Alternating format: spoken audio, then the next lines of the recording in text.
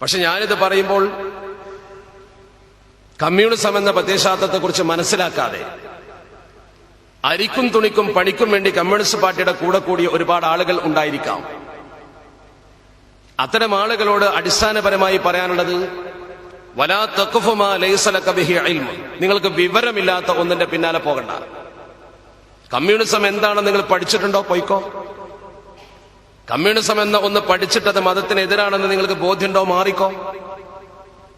അല്ലാതെ കേവല ഭൗതികതയ്ക്ക് വേണ്ടി നിങ്ങൾക്ക് വിവരമില്ലാത്ത ഒന്നിന്റെ പിന്നാലെ കൂടണ്ട. നിങ്ങൾക്ക് അല്ലാഹു ചിന്തിക്കാനും അതുപോലെ തന്നെ കേൾക്കുവാനും കാണുവാനും മനസ്സിലാക്കുവാനുമുള്ള സകല അവയവങ്ങളും തന്നിട്ടുണ്ട്. അതുകൊണ്ട് ഈ കമ്മ്യൂണിസം എന്ന പ്രത്യയശാസ്ത്രം എന്താണ് എന്ന് പഠിക്കൽ ഓരോ മുസ്ലിമിന്റെയും കാലികമായ ആവശ്യമാണ്. നമ്മളെ മക്കൾ അതിലേക്ക് പോകുമ്പോൾ അവരെ പറഞ്ഞ് മനസ്സിലാക്കി കൊടുക്കേണ്ട കടമ നമുക്കിട്ട് പറയണമെങ്കിൽ നമുക്കതിനെക്കുറിച്ച് അറിയണ്ടേ. അതുകൊണ്ട് തന്നെ എന്റെ പ്രിയപ്പെട്ട സഹപ്രവർത്തകർ ഇവിടെ സംഘടിപ്പിച്ചത് ഏറ്റവും അർത്ഥവത്തുള്ള കാലിക വിഷയമാണ്. ഞാൻ ഇതിനെക്കുറിച്ച് പറയുമ്പോൾ, ഒരു തത്വശാസ്ത്രത്തെക്കുറിച്ച് പറയുമ്പോൾ കുറച്ചതിന്റെ ചരിത്രം പറയേണ്ടി വരും. 1818 ജർമ്മനിയിലെ ട്രയൽ പട്ടണത്തിൽ ജനിച്ച കാറൽ മാർക്സ് എന്ന് പറയുന്ന വ്യക്തി, അയാളാണ് ശരിക്കും ഇതിന്റെ ഉപജ്ഞാതാവ്. മാവറ അൻ-നഹർ എന്ന് ചരിത്രത്തിൽ വായിച്ചില്ലേ നിങ്ങൾ? മാവറ അൻ-നഹർ എന്ന് ചരിത്രം പറയുന്ന തുർക്കുമാൻ മുസ്ലിം സമുദായത്തിന്റെ പ്രതിഭാസമ്പന്നരായ പണ്ഡിതന്മാർക്കും ചിന്തകന്മാർക്കും ജന്മം കൊടുത്ത മണ്ണായിരുന്നു. അവിടെയാണ് കമ്മ്യൂണിസം കടന്നു കയറിയിട്ട് നായാട്ട് നടത്തിയത്. ചരിത്രം പറയുന്ന വാചകങ്ങൾ നോക്കൂ നിങ്ങൾ. അന്നത്തെ കാലഘട്ടം നമ്മളൊക്കെ ചരിത്രത്തിൽ പഠിക്കുന്ന മഹാനായ ഇമാം ബുഖാരി റഹ്മഹുല്ലാഹ്, ഇമാം മുസ്ലിം തങ്ങൾ, ചരിത്രത്തിൽ പ്രസിദ്ധി നേടിയ, സിരപ്പതിട്ട് നേടിയ ഇമാം തഫ്തസാനി, ഫാറാബി, സമഖ്ശരി തങ്ങൾ, ഇബ്നു സീന, അൽബിറൂനി, ഇവരൊക്കെ ജനിച്ച് പ്രവർത്തന തട്ടകമാക്കിയ ഒരു മണ്ണുണ്ട് അവിടെ. ആ പ്രവർത്തന തട്ടകമാക്കിയ മണ്ണ് തകർത്ത് തരിപ്പണമാക്കി. ആ പ്രദേശത്ത് പരിശുദ്ധ ദീനുൽ ഇസ്ലാമിന്റെ സാംസ്കാരിക ചിഹ്നങ്ങളെ നശിപ്പിച്ചു. ഞാൻ പറയുന്ന കാര്യം വളരെ ഭംഗിയായി ശ്രദ്ധിക്കണം. സമയം വളരെ കുറവാണ്, ഞാൻ പരിമിതപ്പെടുത്തി. 1917 ലെനിനും സ്റ്റാലിനും കൂടി ചേർന്നിട്ട് മുസ്ലിം സമുദായത്തിന് കൊടുത്തൊരു വാഗ്ദാനമുണ്ട്. എന്താ പറഞ്ഞെന്നറിയോ? മുസ്ലിമീങ്ങളോട് അവര് രണ്ടുപേരും പറഞ്ഞു, നിങ്ങൾ ഞങ്ങളുടെ കൂടെ നിൽക്കണം. സാർ ചക്രവർത്തിമാരുടെ കൊട്ടാരത്തിൽ ഉസ്മാൻ ഇബ്നു അഫ്ഫാൻ റളിയല്ലാഹു തആല അൻഹു അവസാനമായി ഓതിക്കൊണ്ടിരുന്ന മുസ്ഹഫ്, രക്തം പുരണ്ട മുസ്ഹഫ്, അദ്ദേഹത്തെ കുത്തിയപ്പോൾ രക്തം ചീറ്റിത്തെറിച്ചു വീണ മുസ്ഹഫ് കൊട്ടാരത്തിലുണ്ട്. നിങ്ങൾക്കത് വാങ്ങിത്തരാം. മുസ്ലിമീങ്ങൾക്ക് ഒരു പ്രത്യേകതയുണ്ട്. പലപ്പോഴും അവർ പലരും വൈകാരികതയുടെ കൂടെ പിന്നാലെ കൂടും. ചിലപ്പോൾ ഈ വൈകാരികമായ പ്രശ്നം മുസ്ലിങ്ങൾക്ക് മുമ്പിൽ ഇട്ടുകൊടുത്തു. മുസ്ഹഫ് വാങ്ങിത്തരാം. ആ മുസ്ഹഫ് സ്റ്റാർ ചക്രവർത്തിമാർ അടച്ചുപൂട്ടിയിരിക്കുന്നു. അത് നിങ്ങളുടെ അവകാശമാണെന്ന് പറഞ്ഞുകൊണ്ട് മുസ്ലിങ്ങളെ ലെനിനും സ്റ്റാലിനും അണിനിരത്തി സമരത്തിൽ ആത്മാർത്ഥതയോടെ പാവപ്പെട്ട മുസ്ലിമീങ്ങൾ അവർക്കൊപ്പം സമരം ചെയ്തു. സമരം ചെയ്തപ്പോൾ വിപ്ലവം വിജയിച്ചു. വിപ്ലവം വിജയിച്ച് അവരുടെ വിപ്ലവ കൗൺസിൽ അധികാരത്തിൽ വന്നു. 1918 തന്നെ ലെനിൻ എന്താ ചെയ്തത്? മുസ്ലിം പ്രദേശങ്ങളെ കടന്നാക്രമിച്ചു. ഞാൻ നേരത്തെ പറഞ്ഞ മുസ്ലിം പ്രവിശ്യകളെ കടന്നാക്രമിച്ചുകൊണ്ട് ഇസ്ലാമിക ചിഹ്നങ്ങൾക്ക് കൂച്ചുവിലം കിട്ടും. പരസ്യമായ ആരാധന വിലക്കി, പള്ളികൾ അടിച്ചു തകർത്തു. ഇങ്ങനെ ഒന്ന് ലോകത്ത് സംഭവിച്ചിട്ടില്ല എന്ന് കമ്മ്യൂണിസ്റ്റുകാർക്ക് പറയാൻ പറ്റുമോ? ഉണ്ടെങ്കിൽ പറയട്ടെ. 1918 ആക്രമണം നടത്തിയെന്ന് മാത്രമല്ല, 921 ബുഖാറ എന്ന പ്രദേശം അവർ കമ്മ്യൂണിസ്റ്റ് വൽക്കരിക്കാൻ വേണ്ടി ആ പ്രദേശത്ത് കമ്മ്യൂണിസത്തിന്റെ കിരാതവാഴ്ച അടിച്ചുവിട്ടു. അവിടെ കിരാതവാഴ്ച.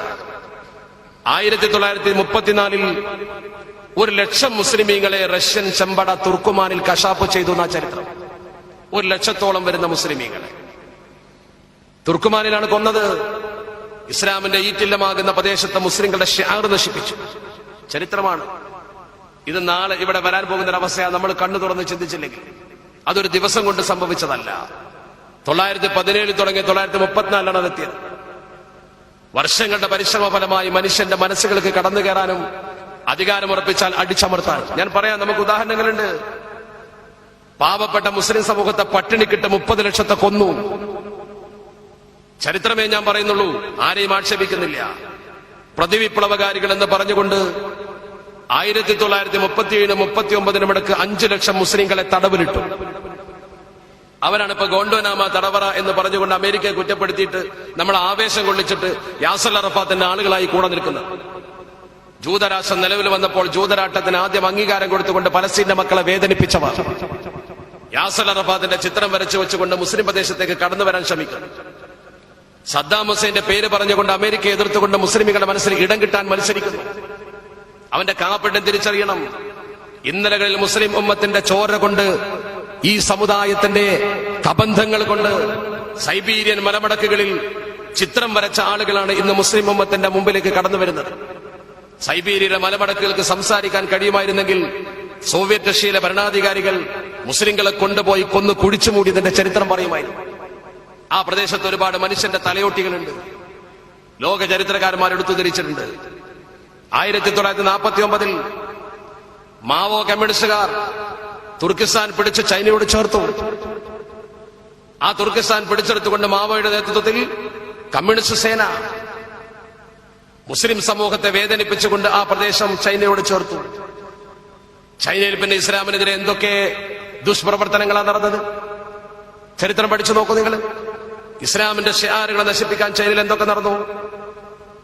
ഞാൻ പറഞ്ഞാൽ ഒരു പക്ഷേ പുതിയ കുട്ടികൾക്ക്, പുതിയ ചിന്തിക്കുന്ന ആളുകൾക്ക്, ചരിത്രം കൂടുതൽ പഠിക്കാത്ത ആളുകൾക്ക് അത്ഭുതം തോന്നും. 1966 ഒക്ടോബർ 11 ചൈനയിൽ പുറത്തിറക്കിയ അവരുടെ നിയമം അനുസരിച്ച് ചരിത്രം പറയുന്നു, അറബി സംസാരിക്കുന്നതിന് പോലും വിലക്കി. പന്നിമാംസം ഭക്ഷിക്കാൻ നിർബന്ധിച്ചു. പന്നിമാംസം ഭക്ഷിക്കാൻ നിർബന്ധിച്ചോ? നിരോധിക്കാൻ പാടില്ല. ഒരു സമൂഹത്തിന്റെ വിശ്വാസത്തിന് നേരെയുള്ള കടന്നുകയറ്റം. ചേലാകർമ്മം ചെയ്യുന്നത് വിലക്കി, മിശ്രവിവാഹം പ്രോത്സാഹിപ്പിച്ചു. അങ്ങനെ ഒരു മതത്തിന്റെ ചിഹ്നം കൊണ്ടു നടക്കാൻ ഈ രാജ്യത്ത് പറ്റില്ല എന്നാ പറഞ്ഞത്. ഏക സിവിൽ കോഡ് ഇന്ത്യയിൽ കൊണ്ടുവരണമെന്ന് വാദിക്കുന്ന ആളുകൾ ഇവിടെ ഇല്ലേ? കമ്മ്യൂണിസ്റ്റുകാരന്മാരുടെ കൂടെ ഇല്ലേ? ലോകത്തെ മുസ്ലിംകൾക്കെതിരെ, ഇസ്ലാമിനെതിരെ അല്ലെങ്കിൽ മതത്തിനെതിരെ ഇവർ ചെയ്ത പ്രവർത്തനം, മുസ്ലിങ്ങളുടെ പേര്, മുസ്ലിം എന്ന പേര് അഥവാ ഇസ്ലാമിന്റെ ഷിആറുള്ള പേര്, അപ്പൊ നമ്മുടെയൊക്കെ പേര് കേട്ട ഇസ്ലാമിന്റെ ഷിആറുണ്ടോ? ആ പേര് ഒഴിവാക്കണമെന്ന് ഗവൺമെന്റ് നിർദ്ദേശിച്ചു ബൾഗേറിയയിൽ. പക്ഷെ അത് അംഗീകരിക്കാൻ ചില ആളുകൾ തയ്യാറായില്ല. ചരിത്രകാരന്മാർ പറയും 165 സ്കൂൾ അധ്യാപകരെ അതിന്റെ പേരിൽ പിരിച്ചുവിട്ടു. 165 സ്കൂൾ അധ്യാപകരെ ആ ഒരൊറ്റ കാരണത്തിന് മുസ്ലിം പേര് ഒഴിവാക്കാത്തതിന്റെ പേര് പിരിച്ചുവിട്ടു ബൾഗേറിയയിൽ. കമ്മ്യൂണിസ്റ്റ് ഭരണകൂടത്തിന്റെ പ്രവർത്തനമാണ്. കേരളത്തിൽ നമ്മൾ കാണുന്നുണ്ടല്ലോ. കേരളത്തിൽ അവർ അധികാരത്തിൽ വന്നപ്പോഴൊക്കെ നമ്മൾ കണ്ട എന്താ? ചരിത്രത്തിൽ ആദ്യമായി വോട്ടെടുപ്പിലൂടെ അധികാരത്തിൽ വന്ന കമ്മ്യൂണിസ്റ്റ് മന്ത്രിസഭ കേരളത്തിൽ. അതിന് നേതൃത്വം കൊടുത്ത സഖാവ് നമ്പൂതിരിപ്പാട് എന്താ ചെയ്ത? അവസരം കിട്ടിയപ്പോ സഖാവ് നമ്പൂതിരിപ്പാട് പറഞ്ഞു, ഇസ്ലാമിക ശരീഅത്ത് പഴഞ്ചനാണ്, മാറ്റണം. അയാൾ പറഞ്ഞ വാചകം അതല്ല. 4 പെണ്ണ് കെട്ടണമെന്ന് അള്ള പറഞ്ഞാലും മുത്തനബി പറഞ്ഞാലും അംഗീകരിക്കാൻ പറ്റില്ല. ആ നിയമം പൊളിച്ചെഴുതണം എന്നാ കമ്മ്യൂണിസ്റ്റ് ഭട്ടാചാര്യം പറഞ്ഞു. അരിക്കും തുണിക്കും വേണ്ടി കമ്മ്യൂണിസ്റ്റായ ആളുകൾ മുസ്ലിം സമുദായത്തിന്റെ പേരുപയോഗിച്ചുകൊണ്ട് അവർക്കൊപ്പം പ്രവർത്തിക്കുന്നുവെങ്കിൽ ചിന്തിക്കണം. അള്ള പറഞ്ഞാലും മുത്തനബി പറഞ്ഞാലും അംഗീകരിക്കാൻ പറ്റില്ലെന്ന് പറയുന്നതോടുകൂടി ആ വാചകത്തിന്റെ ഗൗരവം, അള്ള പറഞ്ഞതുപോലെ ഫസ്തഖിം കമാ ഉമിർത എന്ന് ഖുർആൻ പറഞ്ഞിട്ടുണ്ടെങ്കിൽ അതിനെ എതിർക്കുന്ന വാചകം തന്റെ നേതാവ് പറഞ്ഞാൽ ഇത് പറ്റില്ലെന്ന് പറയാൻ ധൈര്യം ആർക്കാണ്ടായത്? EMS നമ്പൂതിരിപ്പാടിന്റെ പ്രസ്താവന ഏതെങ്കിലും ഒരു കമ്മ്യൂണിസ്റ്റുകാരനെ എതിർത്തോ? സഖാവെ നിങ്ങൾ മതത്തിൽ ഇടപെടണ്ട എന്ന് പറഞ്ഞോ? പറഞ്ഞില്ല. അങ്ങനെ പറഞ്ഞാൽ കമ്മ്യൂണിസ്റ്റ് പാർട്ടിക്ക് പുറത്താണ്. എന്തേ മത്തായി ചാക്കയുടെ അന്ത്യകൂദാശയുമായി ബന്ധപ്പെട്ട് വലിയ വിവാദം ഇവിടെ ഉണ്ടായത്? അന്ന് ഇവിടുത്തെ വലിയ കമ്മ്യൂണിസ്റ്റുകാർ പറഞ്ഞ എന്താ? മതപരമായ ചടങ്ങ് നമുക്ക് പറ്റില്ല എന്നാണ്. സ്വകാര്യമായി ചിലർ ചെയ്യാറുണ്ടെങ്കിലും നമ്മുടെ കേരളത്തിലെ കമ്മ്യൂണിസവും ലോക കമ്മ്യൂണിസവും തമ്മിൽ ഒരു വ്യതിയാനവുമില്ല. കമ്മ്യൂണിസമൊക്കെ ഒന്ന് തന്നെയാണ്. പക്ഷെ അവർ സമയത്തിനനുസരിച്ച് അത് പുറത്തിറക്കും. സോവിയറ്റ് കമ്മ്യൂണിസ്റ്റ് മാഗസിൻ പറഞ്ഞിട്ടുണ്ട് നേരത്തെ, ഒരു മതവിശ്വാസികൾ കൂടുതലുള്ള പ്രദേശത്ത് കമ്മ്യൂണിസ്റ്റുകാർ ആ മതവിശ്വാസികൾക്കൊപ്പം പ്രവർത്തിക്കണം. മുസ്ലിങ്ങളാണെങ്കിൽ അവർ പള്ളിയിൽ പോകണം, നമസ്കരിക്കണം. എന്നിട്ട് ജനങ്ങൾക്ക് സോഷ്യലിസം മനസ്സിലാക്കി കൊടുത്തതിന് ശേഷം ക്രമേണ അവരെ മതചിഹ്നത്തിൽ നിന്ന് മാറ്റിയെടുക്കണം. ക്രമേണ മാറ്റിയെടുക്കുക. അങ്ങനെ ചെയ്യേണ്ടത്. ചവിട്ടിൽ വെള്ളം ഒഴിക്കുന്ന പോലെ കുറച്ച് വെള്ളം ഒഴിച്ചാലേ ബാക്കിയിട്ട് കിട്ടും. ഇവർ 4 ആള് പള്ളിക്ക് വന്നെങ്കിൽ 4 ആളെ കൊണ്ട് കൊണ്ടുപോകാൻ പറ്റും. ആ ഏർപ്പാടായത്. കമ്മ്യൂണിസ്റ്റ് പാർട്ടിയെ സംബന്ധിച്ച് നമ്മൾ ചിന്തിക്കേണ്ട ഒരു കാര്യം അതാ. അവർ ചെയ്യുന്ന പ്രവർത്തനം അതാ. നമ്മുടെ കൂട്ടത്തിൽ കൂടിയിട്ട് നമ്മുടെ ആളുകളെ മെല്ലെ മെല്ലെ നിരീശ്വരത്വത്തിലേക്ക് കൊണ്ടുപോകും. നമ്മുടെ കേരളത്തിൽ നിങ്ങൾ നോക്കുക, അവർക്ക് അവസരം കിട്ടിയപ്പോൾ അവർ ചെയ്ത പ്രവർത്തനം, മതമില്ലാത്ത ജീവൻ എന്നൊരു പാഠഭാഗം ഇവിടെ പഠിപ്പിക്കേണ്ട നിർബന്ധം എന്തായിരുന്നു അതിന്റെ സാഹചര്യം? മദ്രസകൾക്ക് ബുദ്ധിമുട്ട് വരുന്ന വിധം സ്കൂളുകളുടെ സമയം മാറ്റാൻ ഒരു ശുപാർശ കൊണ്ടുവരേണ്ട കാര്യം എന്തായിരുന്നു? ആലോചിച്ചോളൂ നിങ്ങൾ. കാരണം മറ്റൊന്നുമല്ല, മതത്തെ മനുഷ്യന്റെ മനസ്സിൽ നിന്ന് ഉന്മൂലനം ചെയ്താലേ കമ്മ്യൂണിസം വളരും. അത് ലോക communism, Kerala communism, Indian communism ഒക്കെ ഒരേ അർത്ഥത്തിലാണ് പറയുന്നത്. ഇപ്പോൾ തന്നെ നോക്കി, ഇപ്പോ നമ്മുടെ പത്രത്തിൽ ഇന്നലെ കണ്ട വാർത്ത. സിറാജിന്റെ മുഖപ്രസംഗം ഇന്ന് മറ്റെല്ലാ പത്രങ്ങളുടെ മുഖപ്രസംഗങ്ങളിൽ നിന്നും വ്യത്യസ്തമാണ്. ഷിൻജിയാങ്ങിലെ മുസ്ലിം പീഡനം എന്നാണ് അതിന്റെ തലക്കെട്ട്. ചൈനയിലെ ഷിൻജിയാങ്ങിൽ മുസ്ലിങ്ങൾ പീഡിപ്പിക്കപ്പെടുന്നു. ആ വാർത്ത, ആ എഡിറ്റോറിയലിന്റെ വിശദാംശങ്ങൾ ഇങ്ങനെ വായിക്കാം. ഉയ്ഗുറുകൾ ഉൾപ്പെടെ ചൈനയുടെ വടക്കു പടിഞ്ഞാറൻ മേഖലയിലെ മുസ്ലിങ്ങളെക്കുറിച്ച് ഐക്യരാഷ്ട്രസഭ ഹ്യൂമൻ റൈറ്റ്സ് വാച്ച് പുറത്തുവിട്ട വിവരങ്ങൾ ഞെട്ടിപ്പിക്കുന്നതാണ്. ഇവിടെ 10 ലക്ഷത്തോളം ഉയ്ഗൂർ മുസ്ലിങ്ങൾ തടങ്കൽ സമാനമായ ക്യാമ്പുകളിൽ കഴിയുകയാണെന്നും സർക്കാർ ഇവരെ ഇസ്ലാമിക വിരുദ്ധ കാര്യങ്ങളും കമ്മ്യൂണിസ്റ്റ് സിദ്ധാന്തങ്ങളും നിർബന്ധപൂർവ്വം പഠിപ്പിച്ചു വരികയാണെന്നുമാണ് UN ഹ്യൂമൻ റൈറ്റ്സ് പാനൽ പുറത്തുവിട്ട റിപ്പോർട്ടിൽ പറയുന്നത്. വിശ്വാസവുമായി ബന്ധപ്പെട്ട് മുസ്ലിങ്ങൾ കടുത്ത വിലക്കുകൾ നേരിട്ടുകൊണ്ടിരിക്കുകയാണ്. ഇത് സംബന്ധിച്ച് ചൈനയിൽ നിരീക്ഷണം ആവശ്യമാണെന്നും ചൈനയെ ഇക്കാര്യം അറിയിച്ചതായും ഹ്യൂമൻ റൈറ്റ്സ് വാച്ച് മേധാവി മിഷേൽ ബാഷ്ലെറ്റ് അറിയിച്ചു. അതിന്റെ മറ്റു വിശദാംശങ്ങൾ ഇങ്ങനെയാണ്. ടിബറ്റിനെ പോലെ ചൈനയുടെ അധീനതയിലുള്ള സ്വയംഭരണ മേഖലയാണ് ഷിൻജിയാങ്. ഈസ്റ്റ് തുർക്കിസ്ഥാൻ എന്ന് വിളിക്കപ്പെടുന്ന ഈ പ്രവിശ്യയെ 1949 ചൈന കോളനിയാക്കി മാറ്റിയത്. ഉയ്ഗൂർ മുസ്ലിങ്ങൾ ബഹുഭൂരിപക്ഷം താമസിക്കുന്നത് ഈ പ്രവിശ്യയിലാണ്. ഇവിടുത്തെ ജനസംഖ്യയിൽ 45% മുസ്ലിങ്ങളാണ്. കാലങ്ങളായി ഇവർ കടുത്ത നിയന്ത്രണങ്ങളും വിവേചനങ്ങളുമാണ് അനുഭവിച്ചുകൊണ്ടിരിക്കുന്നത്. ശൈത്യകാലത്തെ അവധി ദിവസങ്ങളിൽ ഉയ്ഗൂർ മുസ്ലിം സന്തതികൾ പള്ളിയിൽ പോയി മതവിദ്യാഭ്യാസം നേടുന്ന പതിവുണ്ടായിരുന്നു. നേരത്തെ ഇത് വിലക്കിക്കൊണ്ട് വടക്കു പടിഞ്ഞാറൻ ചൈനയിലെ ഗ്രാൻഷു പ്രവിശ്യയിലെ ഗ്രാൻഷെ കൌണ്ടിയിൽ വിദ്യാഭ്യാസ വകുപ്പ് കഴിഞ്ഞ ജനുവരിയിൽ ഉത്തരവിറക്കുണ്ടായി. മതപരമായ കാര്യങ്ങളിൽ നിന്ന് വിദ്യാർത്ഥികളെ സ്കൂൾ അധികൃതർ പിന്തിരിപ്പിക്കണമെന്നും അവധി ദിവസങ്ങളിൽ മതഗ്രന്ഥപാരായണം ഉൾപ്പെടെയുള്ള മതകീയ പരിപാടികൾ ഒഴിവാക്കണമെന്നും എല്ലാ വിഭാഗം സ്കൂളുകളിലും രാഷ്ട്രീയ പ്രത്യയശാസ്ത്ര പഠനവും പൊതുപ്രവർത്തനവും ശക്തമാക്കണമെന്നും നിർദ്ദേശമുണ്ട്. പാർട്ടി അംഗങ്ങളുടെ മതവിശ്വാസത്തിൽ ചൈനീസ് കമ്മ്യൂണിസ്റ്റ് പാർട്ടി വളരെ മുമ്പേ നിയന്ത്രണം കൊണ്ടുവന്നിട്ടുണ്ട്. മതവിശ്വാസം ഉപേക്ഷിക്കണമെന്നും ഇല്ലെങ്കിൽ കനത്ത ശിക്ഷ അനുഭവിക്കേണ്ടി വരുമെന്നുള്ള മുന്നറിയിപ്പോടെയായിരുന്നു പാർട്ടി ഉത്തരവ്. ഇരുമ്പുമറകളെ ഭേദിച്ച് ഷിൻജിയാങ്ങിലെ മുസ്ലിം വേട്ട സംബന്ധമായി നിരവധി വാർത്തകളും പഠന റിപ്പോർട്ടുകളും പുറത്തുവന്നിട്ടും UN അടക്കമുള്ള അന്താരാഷ്ട്ര സംഘടനകളൊന്നും ഇതിനെതിരെ പ്രതികരിക്കാൻ മുന്നോട്ട് വന്നിട്ടില്ല.